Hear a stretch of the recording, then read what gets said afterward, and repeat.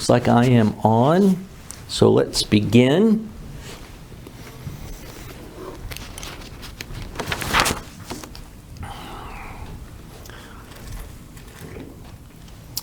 The basic argument, the point of this is to find, if it's there, an Old Testament background that would have prepared Israel specifically, and then the world at large generally, especially the Christian world,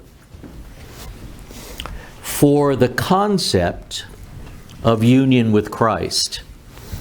And I've suggested that one way to think about it might be the relationship between the three offices in the Old Covenant and how Jesus fulfills those.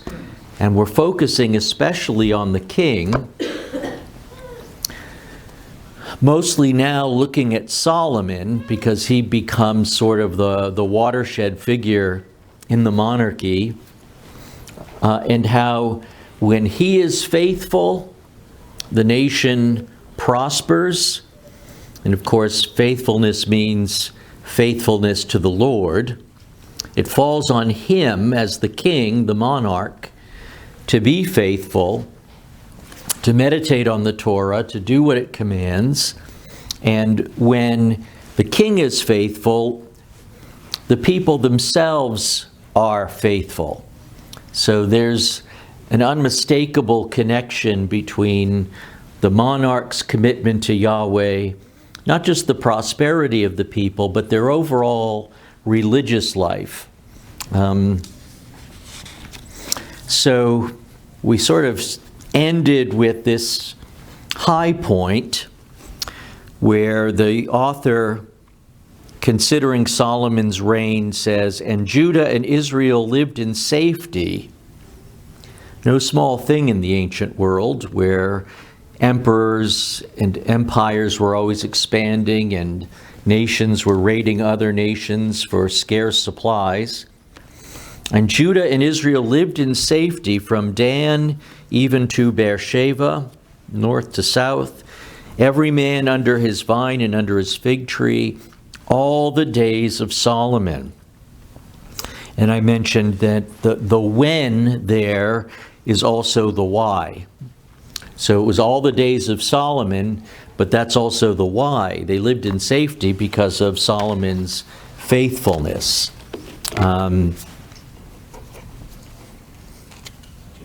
Yeah. That particular verse has always intrigued me.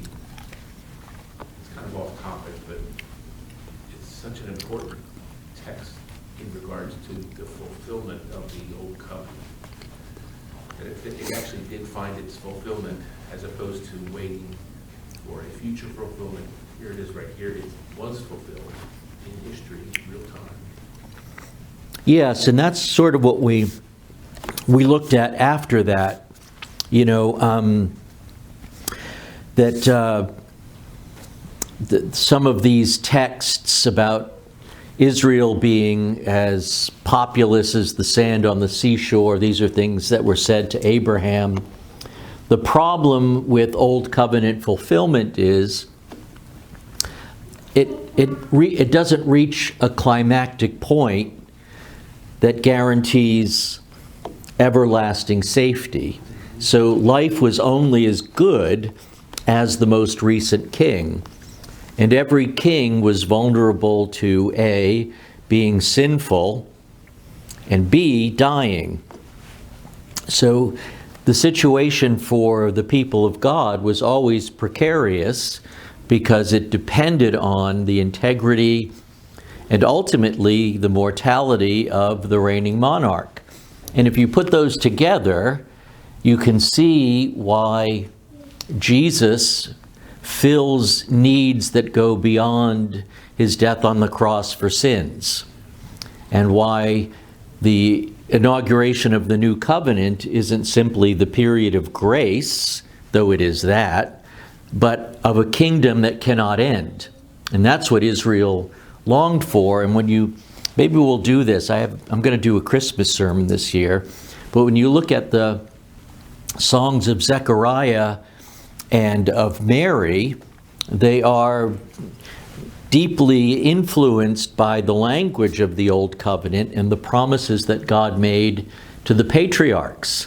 And they see what's taking place in their lives as a fulfillment of those promises, which suggests that the end of the story was never going to be Israel to begin with.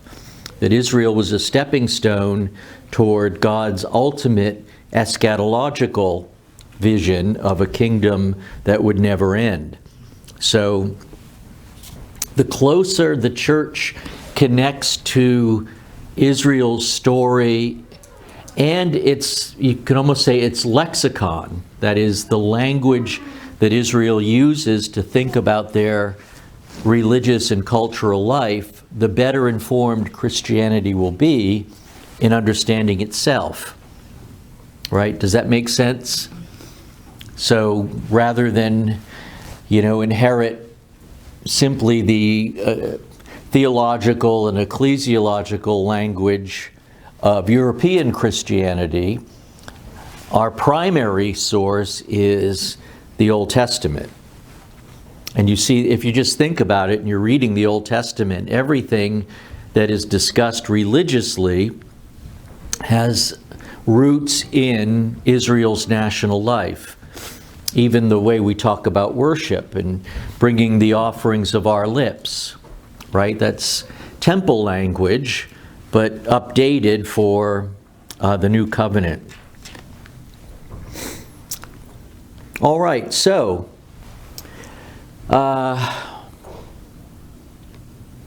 this is about the king's glory. And he's Yahweh's king. Yahweh chose him. And this is Yahweh's kingdom and people. He is their original king. And he doesn't give up his own right to rule over his people as their great king. But he brings on, at the people's urging, the people's sinful demanding, a vice-regent to serve in the world. And who is what does this conjure up? If Yahweh is the invisible great king and his image bearer is ruling in his stead in the world, we think of Pharaoh and Joseph? No. Adam, of Adam. Course. This is all...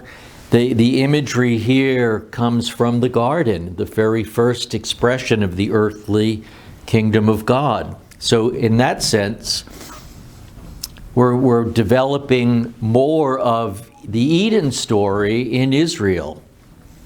So to give glory to the king is to give glory to God, and vice versa. 1 Kings 4:29 through 34. If there are any remaining doubts about the wonder of Solomon's reign, and God gave Solomon wisdom and understanding beyond measure, and breadth of mind like the sand on the seashore, so that Solomon's wisdom surpassed the wisdom of all the people of the East and all the wisdom of Egypt. For he was wiser than all other men, wiser than Ethan the Ezrahite. And we all know how wise Ethan the Ezrahite was, remember? He was wiser than Heman, Calcol, and Darda, the sons of Mahol. That's pretty wise. And his fame was in all the surrounding nations. He also spoke 3,000 proverbs, and his songs were 1,005. He spoke of trees, from the cedar that is in Lebanon to the hyssop that grows out of the wall. He spoke also of beasts and of birds and of reptiles and of fish.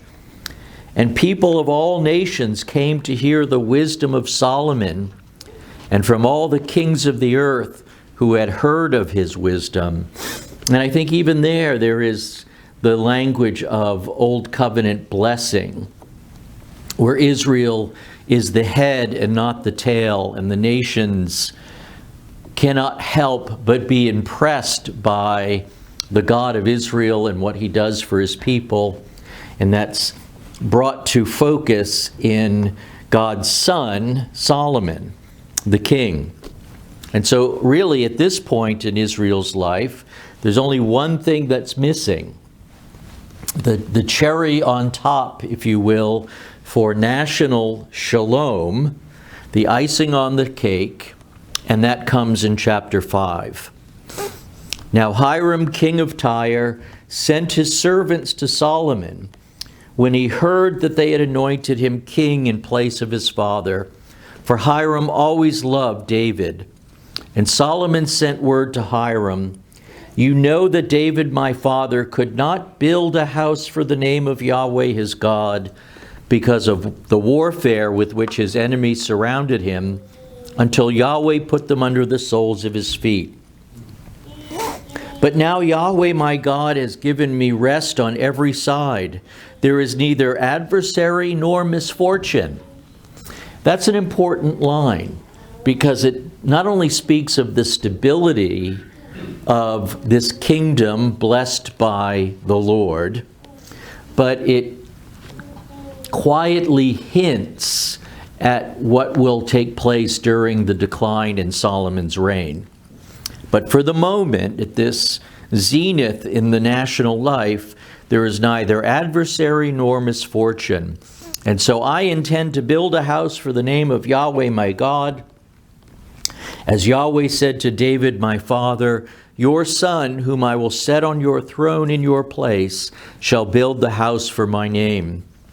Now therefore command the cedars of Lebanon be cut for me, and my servants will join your servants, and I will pay you for your servant such wages as you set. For you know that there is no one among us who knows how to cut timber like the Sidonians." So that's something to file too. If you need work done around your house with the trees, get yourself a Sidonian. They know what they're doing. And so there it is. This is the national shalom hitting its highest point to the glory of Yahweh, our God, and his king, David's son Solomon. A house for Yahweh, a permanent dwelling place in the place that he chose for his name to dwell. And we Israelites, right, we're not Solomon, we're just the people of God. No small thing being the people of God, it's a great privilege. We bask in the blessing of having this king. And so we say, "Blessed be Yahweh, who has given rest to his people Israel, according to all that he promised." Not one word has failed of all his good promise. What the text actually says is, not one word has failed of all his good words. And I like it that way. I mean, good promise is a decent translation, but by putting the singular word with the plural words, right, out of all the words he used, not one of them, not a single one, has failed us, which he spoke by Moses, his servant. So we should all kind of, in our Bible reading, this is in 1 Kings chapter 8, during the dedication of the temple, we should all just pause for a moment here and survey the landscape. This is a supreme moment in the history of God's people. And it really, in its own way, is the reestablishment in a fallen world of Eden, where God dwells with his people in safety and protection, and they are the worshiping community. And there he is, dwelling in his own house. And so I think our maxim, as it goes for the king, so it goes for the people, is affirmed, and it becomes really a basic plot point in redemptive history. And we should value that plot point because it prepares us for our own King, the Lord Jesus. Okay, so if we want to get into the heads of the original actors in, say, the nativity story, we should be thinking like the Israelites. We had it so wonderful under Solomon. And yet, what happened? We lost it. What can we do to ensure that we'll never lose that again? So no, we're not all Solomons, except in the derivative ways that belong to all believers in common. So do you want to pray for wisdom? Yeah, of course. I don't think you'll ever be as wise as Solomon, but pray for wisdom. James tells us to do that, right? If you want those qualities that are, if you will, shareable among believers in common, there are things in Solomon's life that are worth imitating, but we don't want to cut a corner here and make Solomon any and every Christian. He represents Adam in retrospect, and prospectively he represents Jesus. And it's the same complaint I have with making any ordinary fallen nation state to be a new Israel, because to do that, you first subvert the story of the king, the covenant, and the national obedience that brings prosperity. But you also have to shake out all the different elements that made Israel unique, right? So what's the great punishment that comes upon Israel that distinguishes them from any other nation which can and eventually will be punished for their sin? How does Israel suffer in a way that no other nation under God's judgment will suffer? Exile.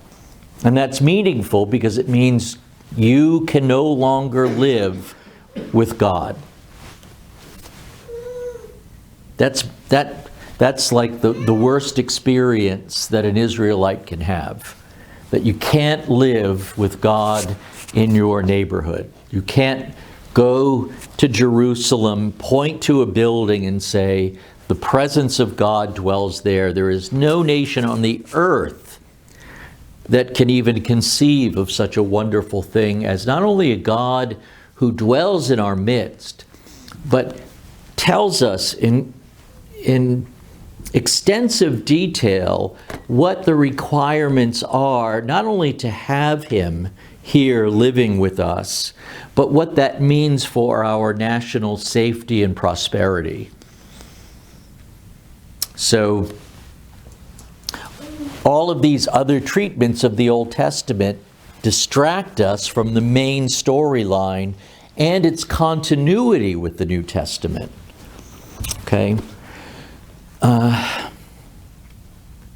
So Jesus would never say, this generation is an evil generation. It seeks for a sign, but no sign will be given to it except the sign of Jonah. For as Jonah became a sign to the people of Nineveh, so will the Son of Man be to this generation. The queen of the south will rise up at the judgment with the men of this generation and condemn them, for she came from the ends of the earth to hear the wisdom of Solomon. And behold, something greater than Solomon is here. So you can't just put in your name when you talk about the Queen of Sheba coming from the ends of the earth to hear the wisdom of Solomon. He is the great king. But we use him as a stepping stone to understand the even greater king and his greatness. Of course, elsewhere Jesus says that something greater than the temple is here. Well, what could be greater than the temple?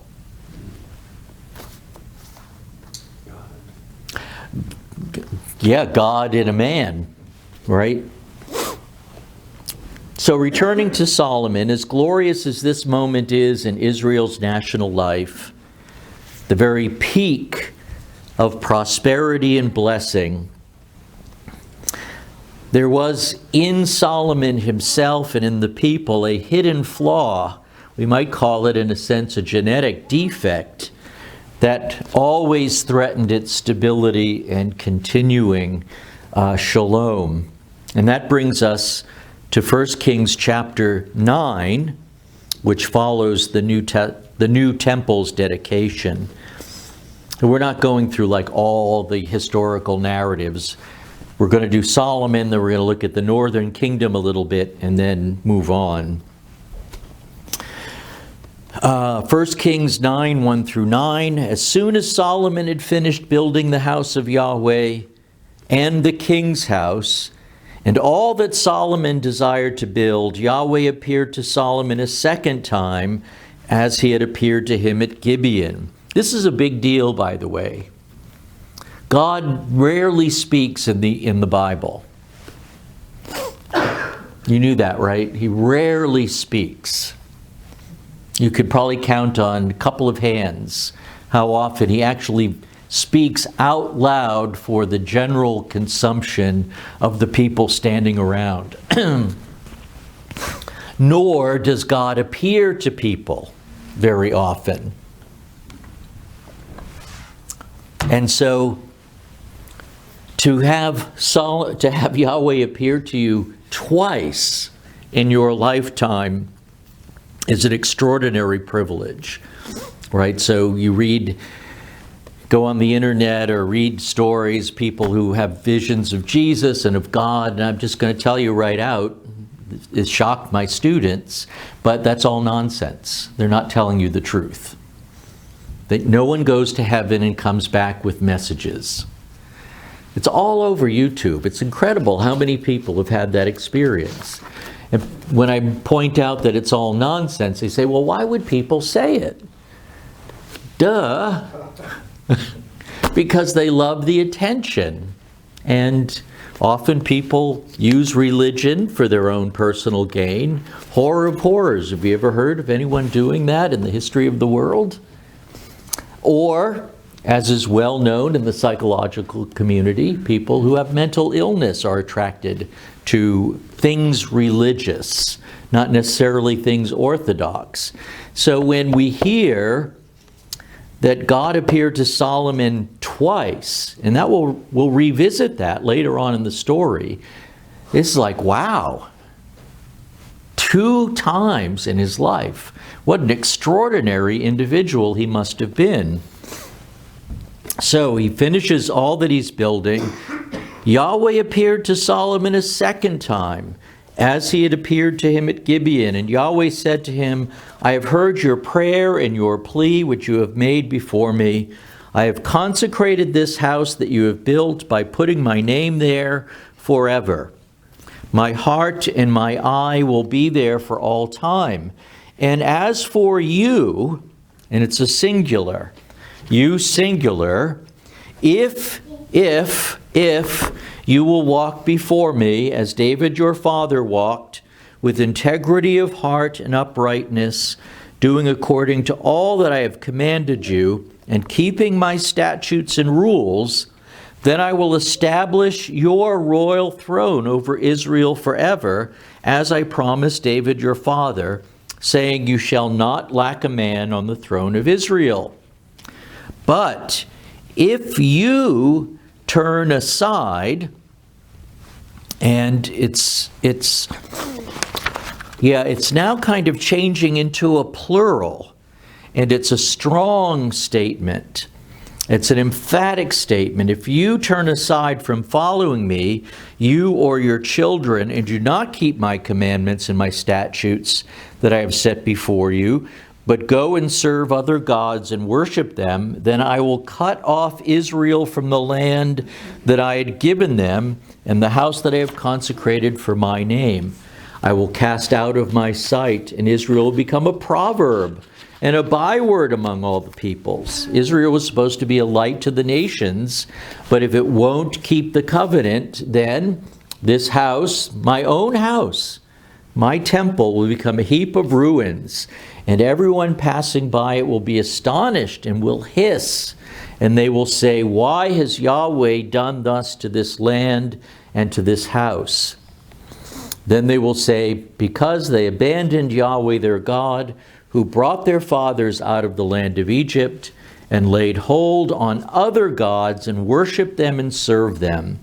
Therefore, Yahweh has brought all this disaster on them. And of course, this passage recalls the extensive lists of curse threats in Leviticus, much more extensive in Deuteronomy. But what interests us here for the moment is the shift between verses 5 and 6, where the singular you, Solomon, becomes a plural you. You can't pick that up very easily because we don't have a distinction in English.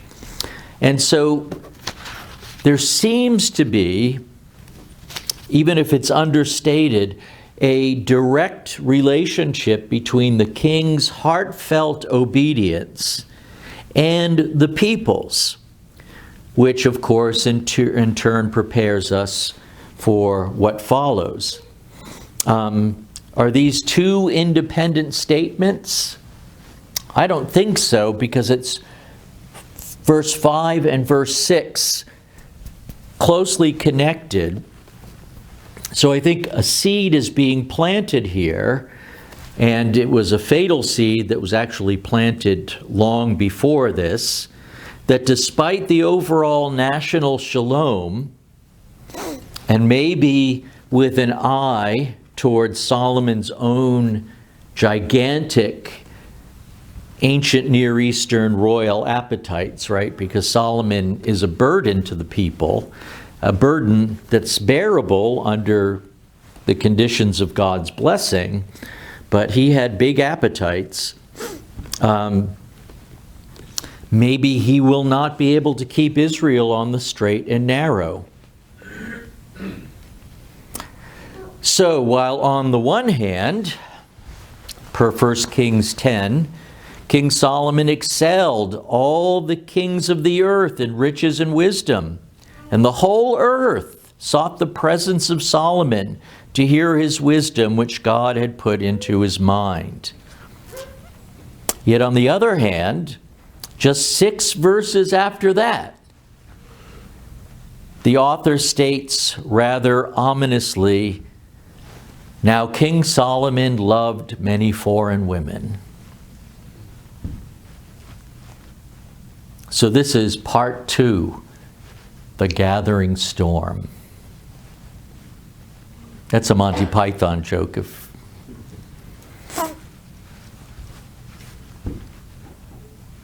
So let's think this through. As Yahweh's vice-regent in the earthly kingdom, it was an essential task for Solomon to study and meditate on the Torah. This isn't a task that's shared by Israelites, right? How could you? What do you think, they had the United Bible Society printing Torahs for everybody to read? No, you got to hear someone read it once a year, and you might have been able to put crucial commandments on your, if they took that literally, on your doorpost, right? But it's not like you could start every morning reading the Bible. This is another link in this connection between king and people and blessing. It's on the king to study the scripture. That famous quotation from Joshua, which we had to memorize when I was in a navigator-like program, "This book of the law shall not depart from your mouth, but you shall meditate on it day and night, so that you may be careful to do according to all that is written in it. For then you will make your way prosperous, and then you will have good success." And we treated that as a promise to claim, and not as something directed to Joshua as the leader of his people. And it's the book of the law, strictly speaking, and not the Bible, that Joshua was required to study and meditate on. He needed to be the one who knew everything in that collection of 5 books, inside and out. I think book of the law, I've looked into that a little bit. It's the language that first emerges at the very end of Deuteronomy. And I think what it's referring to is, now that Deuteronomy, if you will, has been written, the book of the law becomes another phrase for what we call the Torah, the 5 books. And now it's complete, and Joshua has it available for him to study, and then he will be prosperous, humanly speaking, in the kingdom and so forth. If Solomon had been doing that as he should have been, he would have remembered, he would have memorized Deuteronomy 17:17, that the king shall not acquire many wives for himself, lest his heart turn away, nor shall he acquire for himself excessive silver and gold. So when it says, now King Solomon loved many foreign women, you want to say, not so wise after all, are you, Solomon? Because you have it memorized in the original Hebrew that the king is not to multiply women, wives for himself. And if he had not been spending all his time building his harem, he would have been able to guard his people to prevent them from giving in to their idolatrous worship. That used to be Solomon's priority. Remember his prayer? Your servant is in the midst of your people, whom you have chosen, a great people, too many to be numbered or counted for multitude. Give your servant, therefore, an understanding mind to govern your people, that I may discern between good and evil. For who is able to govern this, your great people? And the Torah warned them, the Torah that Solomon should have been meditating on day and night. Worship no other God, for Yahweh, whose name is jealous, is a jealous God. And the command, of course, implicitly accepts the people's marked tendency to worship other gods.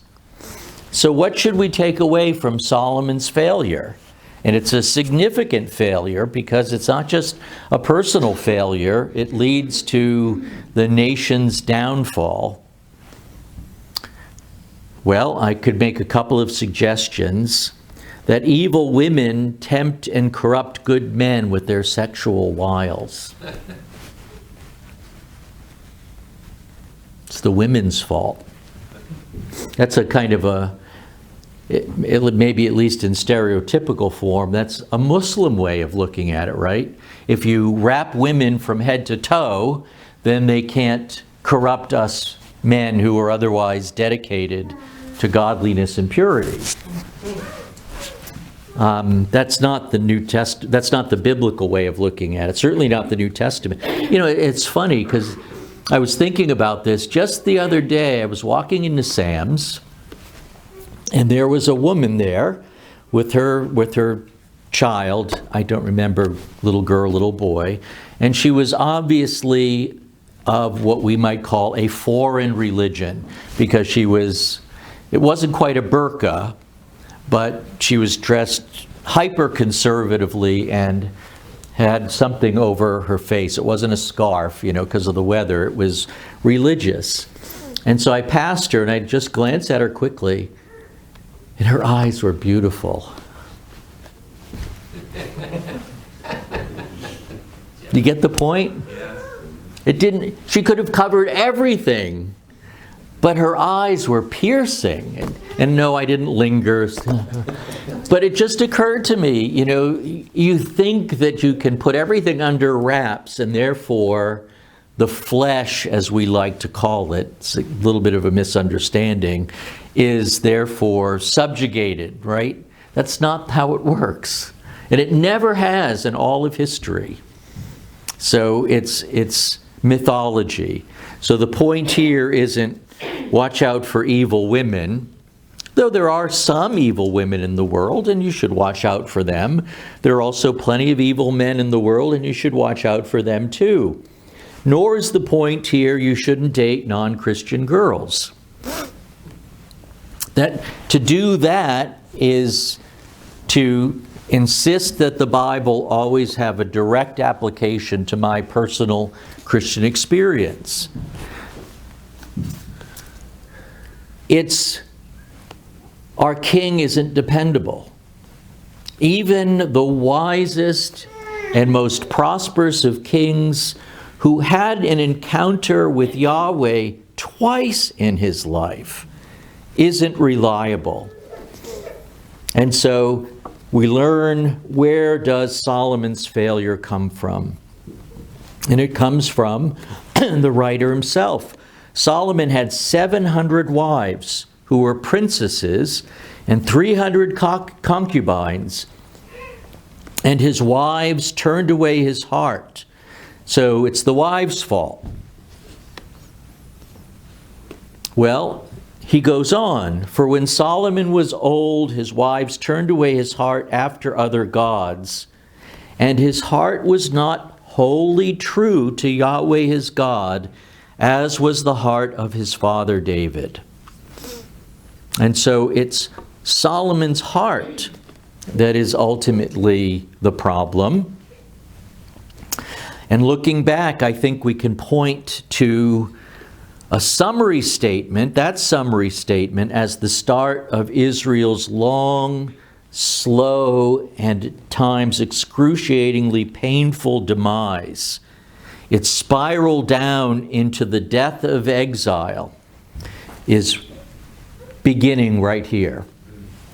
And then 1 Kings 11, 9 through 13, and Yahweh was angry with Solomon because his heart had turned away from Yahweh, the God of Israel, who had appeared to him twice.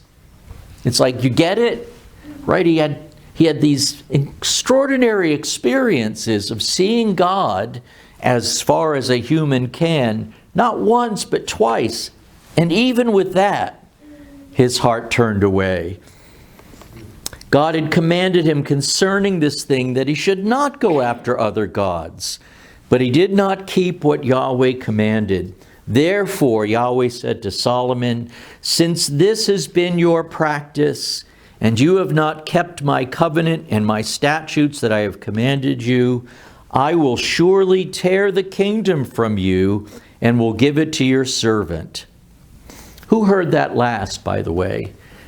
Someone else in the story heard very similar words to that. Saul.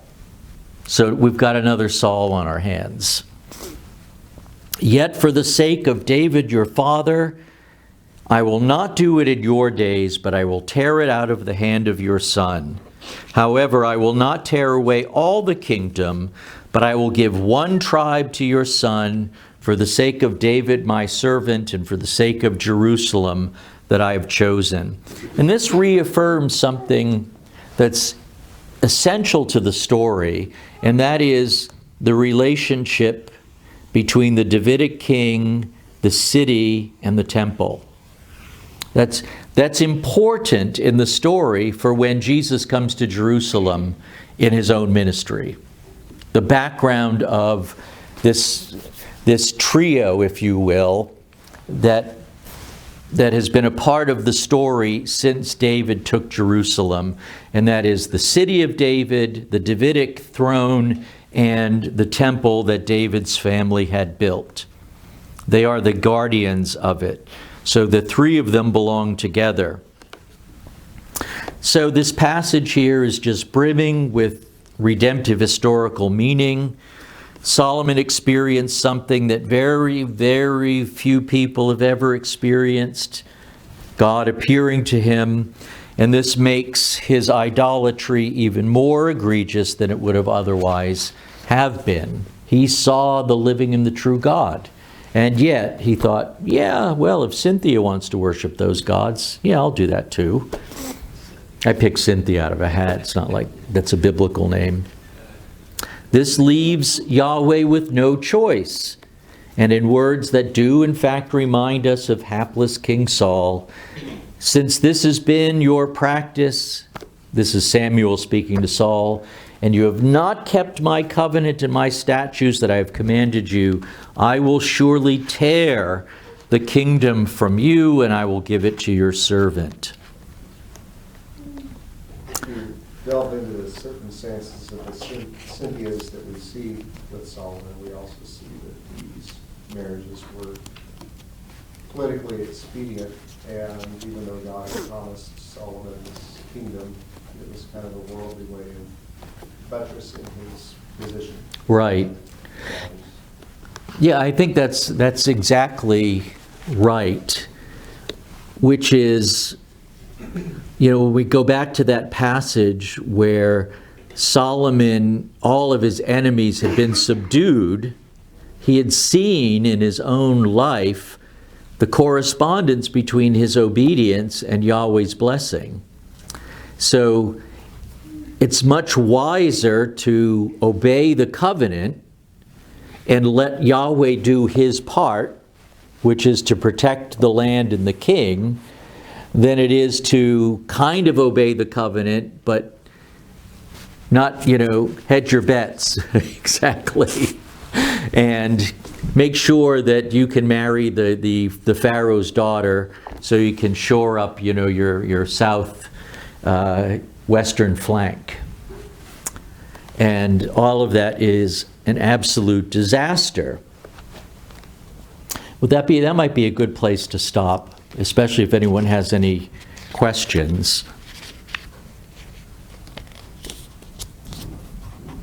I think when we look at Solomon and the monarchy this way, and the monarchies get a disproportionate amount of attention, right, in the Old Testament. There are 6 historical books, and most of those books, from 1 Samuel through 2 Chronicles, are concerned with the lives of the kings, not the lives of ordinary, everyday Israelites, though they do enter the picture from time to time.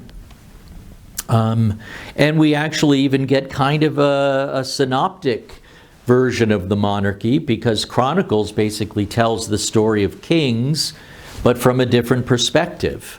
And when you start comparing the accounts, you'll realize that they tell the story differently. Chronicles is much more interested in sort of promoting the Davidic monarchy and making it look better. But nevertheless, it's a story about kings. It's not a story necessarily about us. And to make it about us, or to make it about our nation, is to subvert the story, which ultimately subverts the appearance of Jesus as the solution to the dilemma created not just by the monarchy, but even in the Davidic monarchy. And why the promise to David that he would always have a son who would sit on his throne has to be a unilateral commitment on God's part without an obedient response as a condition for fulfillment for David. It's all about, in other words, it's all about Jesus. So if Jesus is just a savior, then his identity, which is so central in the Gospels as the monarch, is somehow pushed over to the side and is almost ancillary to the real thing that he's doing, when in fact this is front and center.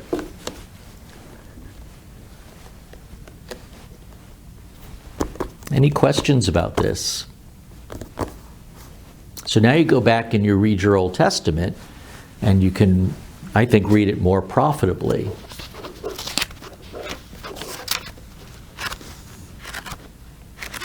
And the precariousness of Israel's life under the law, I think, is part of even the background to Galatians, which we're looking at again today. Paul can sum up life under the Torah, the Sinai covenant, as slavery and curse. And so his Galatians opponents aren't following the story correctly if they think that the Torah is now some universal legal obligation for Christian people as a way of ordinary life. That it means the Abrahamic line is the line that's connected to the Torah and not connected to Abraham's faith, which came before circumcision. All right. Well, very good.